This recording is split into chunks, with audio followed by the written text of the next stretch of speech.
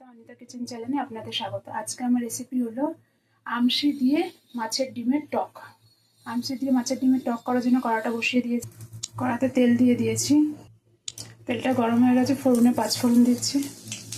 কেটে রাখা কাঁচা লঙ্কা দিয়ে দিয়েছি। এবার ডিমটা দিয়ে দেবো, মাছের ডিমটা দিয়ে দিয়ে আগে ডিমটাকে ভালো করে ভেজে নেব। নুন দিয়ে দেবো 1 চামচ, হলুদের গুঁড়ো, কালারের জন্য সামান্য পরিমাণে কাশ্মীরি গুঁড়ো লঙ্কা দিয়েছিলাম। এদিকে আমি আমশিটা জলে ভিজিয়ে রেখেছি। ডিমটা ভালো করে ভাজা হয়ে গেছে, এবার ভিজিয়ে রাখা আমশিটা দিয়ে দেবো। জলটা দিয়ে দিয়েছি, এবার ফুটতে দেবো, ভালো করে ফুটিয়ে নেবো। মাছের ডিমের টকটা আমার রেডি হয়ে গেছে, এবার নামিয়ে ফেলবো।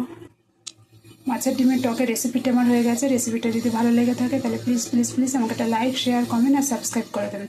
Thank you. আর বাড়িতে অবশ্যই একবার ট্রাই করে দেখবেন।